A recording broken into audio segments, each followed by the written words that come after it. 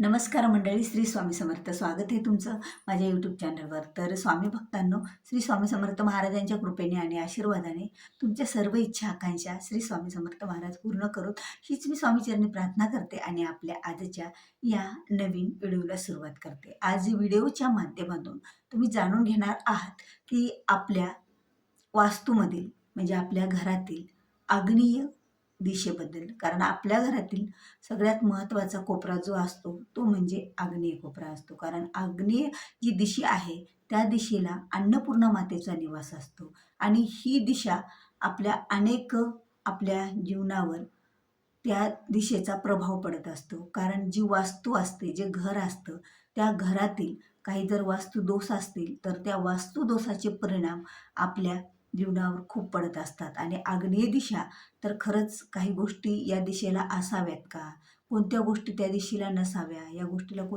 या दिशेला कोणती वस्तू असावी आणि कोणती वस्तू नसावी? त्या दिशेला काय ठेवावं आणि काय ठेवण्यासाठीचं टाळावं? या सर्व गोष्टीची माहिती तुम्हाला या व्हिडिओच्या माध्यमातून मिळणार आहे. त्यामुळे हा जो व्हिडिओ आहे खरंच खूप महत्त्वाचा व्हिडिओ आहे आणि हा व्हिडिओ तुम्ही स्किप न करता शेवटपर्यंत पहा. आणि तुम्ही जर माझ्या चॅनलवर नवीन असाल, अद्याप तुम्ही माझ्या चॅनलला सबस्क्राईब केलेलं नसेल तर चॅनलला सबस्क्राईब करायला विसरू नका. कारण जेव्हा केव्हा मी अशी माहितीपूर्ण व्हिडिओ माझ्या चॅनलवर अपलोड करेल त्यावेळेला त्याचं नोटिफिकेशन हे तुमच्या मोबाईलवर तुम्हाला अगोदर येईल आणि तुम्हाला एकही व्हिडिओ मिस करणार नाहीत.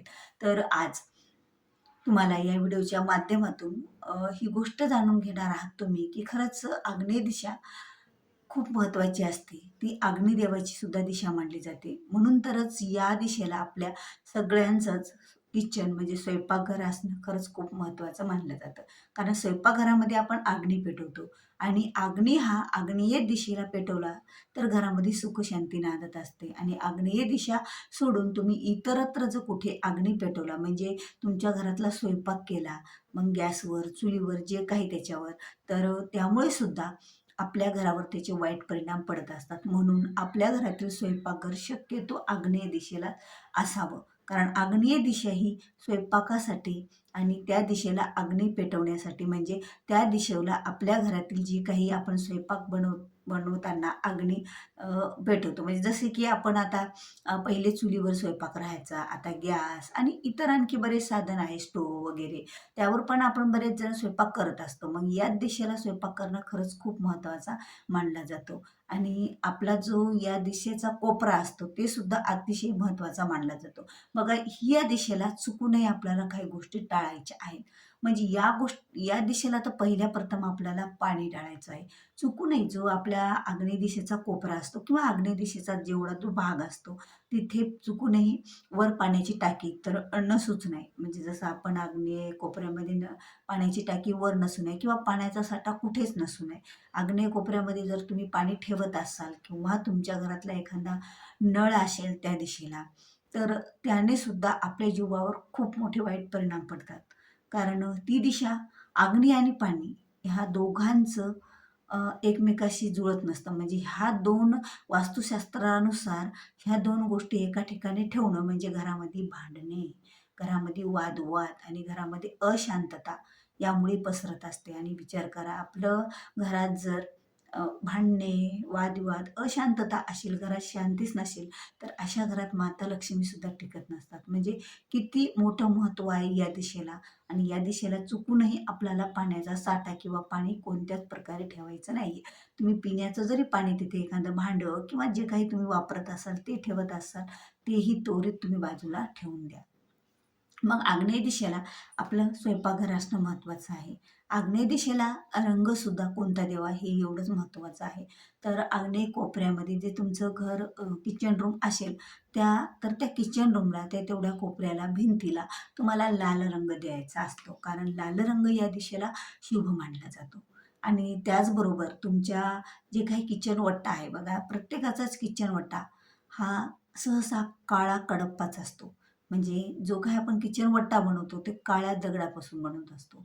पण चुकूनही काळा दगड हा आग्नेय दिशेला नसायलाच हवं त्या कोपऱ्यामध्ये. किंवा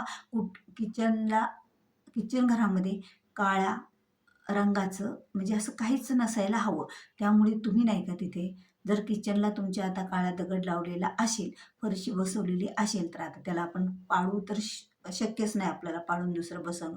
तर त्याला तुम्ही लाल रंग देऊन टाका एका कोपऱ्याला. कारण जर लाल रंग दिला तर त्याचे जे वाईट परिणाम आपल्या घरावर पडतात ते थोडे कमी पडायला लागतील. म्हणजे वाईट त्या कडप्पामुळं जे आपल्या जीवनावर त्याचे वाईट परिणाम राहतात ते पडतील, तर ते कुठेतरी कमी होतील आणि त्याचे वाईट जे परिणाम आहेत ते आपल्या जीवनावर ते काही बिघडू शकणार नाही. जर तुम्ही त्या कडप्प्याला म्हणजे त्या वट्ट्याला जर लाल रंग दिला तर. आता त्या घरामध्ये म्हणजे त्या जागेवर आग्नेय दिशेला चुकूनही कुणाची बेडरूम असू नये. कारण जर त्या दिशेला बेडरूम असेल, जो कोणी त्या दिशेला झोपत असेल, त्या जागेवर झोपत असेल, मग बेडरूम कुणाची असो, त्या व्यक्तीसोबत सगळ्यांचीच भांडणं होतात आणि ती व्यक्तीसुद्धा दुसऱ्यासोबत भांडते, भांडणतंटे करते आणि वादविवाद करत राहते आणि त्या व्यक्तीची प्रगती आयुष्यात कधीही होत नाही. म्हणून जरी तुमच्या घरातील मेन व्यक्तीची म्हणजे जर कुटुंबातील कोणीतरी एक कर्ता पुरुष आहे, आता त्याची तर बेडरूम नैऋत्य दिशेलाच असावी. पण आता नैऋत्य दिशेला त्याची बेडरूम केली म्हणून तुम्ही इतर मुलांचं की अभ्यासाची रूमसुद्धा चुकूनही ठेवू नका. नाहीतर मुले अभ्यासात प्रगती अजिबात तिथे असल्यानं करणार नाहीयेत. कारण ही दिशा फक्त स्वयंपाकासाठीच आहे. या दिशेला आपण स्वयंपाक बनवू शकतो आणि त्या स्वयंपाकघरात जेवणसुद्धा करू शकतो. या दिशेला चुकूनही देवघर ठेवू नका. कारण देवघर त्या दिशेला आहे आणि त्या दिशेला देवघर असून तुम्ही कितीही पूजा केली तरी त्याचं फळसुद्धा तुम्हाला मिळत नसतं. म्हणून त्या दिशेला देवघरसुद्धा ठेवायचे नाही, बेडरूमसुद्धा आपली नाही राहिली पाहिजे. आता तुमच्या घरातला असा आग्नेय कोपरा आहे की तिथे रिकामी जागा आहे. ते कोपरा तुमचा सुटलेलाच आहे. न तिथे बेडरूम आहे कुणाची, न काही नाही, फक्त अंगण आहे. तर जरी अंगण असेल तर तिथे पाण्याचा साठा असणारी वस्तू ठेवू नका. बाकीचे तुम्ही इतरत्र कोणते झाडं वगैरे तुम्ही लावून टाकला तरीही चालतील. पण तिथे पाण्याचा साठा मुळीच ठेवू नका. कारण या पाण्याच्या साठ्यामुळे घरामध्ये जे वादविवाद, भांडणं आणि त्याचे जे वाईट परिणाम आणि घरात जी नकारात्मक ऊर्जा होते ना, त्याचं खरंच खूप काही भोगावं लागत असतं. म्हणून चुकूनही या दिशेला या गोष्टी खरंच टाळा. कारण आग्नेय दिशेला फक्त स्वयंपाकघर असावं, बेडरूम नसावी किंवा तिथं तुम्ही जर तुळशी वृंदावन सुद्धा ठेवू शकत नाहीत. देवघर तर नाहीच, पण तुमचं जे आपण जे अंगणामध्ये तुळशी वृंदावन ठेवतो आणि तिथे तुळशी महादेव ठेवतो, ते सुद्धा आपल्याला ठेवायचं नाही. हे सुद्धा आपल्याला टाळायचंच आहे. कारण बघा आग्नेय दिशा ही जी दिशा पाहायला गेलं तर ती अग्नी देवतेची आहे आणि अग्नी देवताला आपण जे अग्नी आहे तिथं फक्त आपण जे अग्नीपासून बनवलेले असतात जी साधन तेच तिथे आपण ठेवू शकतो. जसं की गॅस, चूल किंवा स्टोव्ह वगैरे तिथे आपण स्वयंपाक बनवू शकतो आणि त्या जागेमध्ये आपण थोडंसं जेवण पण करू शकतो. फक्त आग्नेय दिशेला तोंड करून जेवू नये. म्हणजे तिथे तुम्ही बसल्या पण आपण बसल्याच्या नंतर बघा पूर्वेला, उत्तरेला, पश्चिमेला अशा अनेक आपलं तोंड जेवताना कुठेही असतं, पण आग्नेय दिशेला आणि वायव्य दिशेला आणि दक्षिण दिशेला तोंड करून जेवण करू नये. कारण हे जेवण करून सुद्धा आपल्याला आता बघा जेवण करण्याचं पुण्यसुद्धा मिळत असतं. जसं जेवण करण्यानं प्रोटीन भेटतं, त्याचप्रमाणे पुण्यसुद्धा मिळत असतं. जर आग्नेय दिशेला तोंड करून जेवलात तर आपल्याला ॲसिडिटी आणि उष्णता होण्याची शक्यता पण असते आणि त्याचबरोबर दक्षिण दिशेला तुम्ही तोंड करून जेवलात तर तिकडे तर तोंड करून जेवल्याच जात नाही. कारण ही दिशा पितरांची मानली जातात. तिकडे शुभ कार्य कोणतेच केले जात नाही आणि वायव्य दिशेला जर आपण तोंड करून जेवलो तर आपल्या पोटामध्ये वायू हा प्रकार तयार होतो. म्हणजे तो रोग बिमारी तयार होते. आता वायूपासून अनेक वातरोग असे प्रकार वाताचे प्रकार घडत असतात. म्हणून ती दिशा टाळायची आहे. जेवण्यासाठी जर म्हटलं तर तुम्ही पूर्व आणि उत्तर दिशेकडे तोंड करून जेवण्याने शुभ असं मानलं जातं. कारण याचं सुद्धा खूप महत्त्व आहे वास्तुशास्त्रानुसार.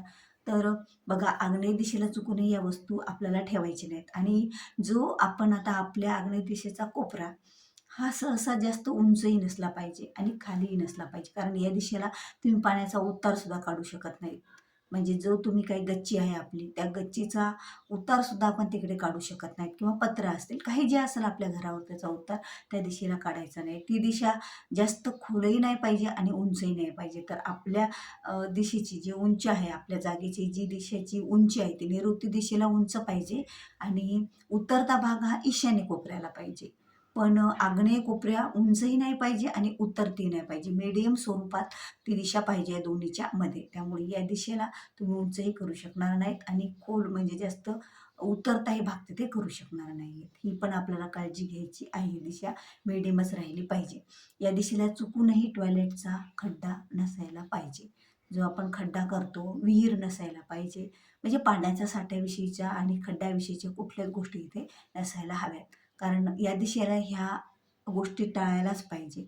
तर या दिशेला आपण किचनवट्टा करू शकतो, पण तेही काळ्या दगडाचा नाही. जर केलेला असेल तर त्याला लाल रंग देऊन टाका. या दिशेला पाणी ठेवू नका. या दिशेला आपण एखादं समजा मोरपीस जर ठेवलं दक्षिणेच्या भिंतीकडून, तर यामुळे सुद्धा जी काही वाईट ऊर्जा त्या ह्याच्यामध्ये काही वस्तूमुळे पसरली असेल तर ती निघून जात असते. मग तुम्ही या किचनमध्ये जेवढ्या वस्तू बाकीच्या आहेत तेवढ्या सर्व ठेवू शकता. आता किचनमध्ये पाण्याचा नळ, मग आता तेवढा कोपरा अग्नी दिशेचा सोडायचा आणि जी दिशा आहे म्हणजे उत्तरे भागाची, आता तुमच्या किचनचं तोंड कुणीकडेही असो, पण उत्तर जी दिशा आहे तुमच्या किचन रूमची म्हणजे तुमच्या आग्नेय दिशेची जी उत्तरेकडची जे असल भिंत वगैरे, त्या किचनवट्टा पसरलेला त्या जागेवर तुम्हाला बेशिंग करायचं असतं. नैऋत्य कोपऱ्यात, नैऋत्य दिशेकडे, आग्नेय दिशेकडे आपल्याला बेशिंग करायचं नाही आहे. बेशिंग इकडं करायचं आहे. हे पण महत्त्व दिशेच्या टाळायच्या आहेत आणि या दिशेला काही गोष्टी आवर्जून आपल्याला ठेवायच्या आहेत. तर तुम्हाला हा व्हिडिओ आवडला असेल तर व्हिडिओला लाईक करा, शेअर करा. तुम्ही माझ्या चॅनलवर नवीन असाल, अद्याप चॅनलला सबस्क्राईब केलेलं नसेल तर चॅनलला सबस्क्राईब करायला विसरू नका. भेटूया पुन्हा अशाच एका नवीन माहितीपूर्ण व्हिडिओसोबत. तोपर्यंत श्री स्वामी समर्थ. जय जय स्वामी.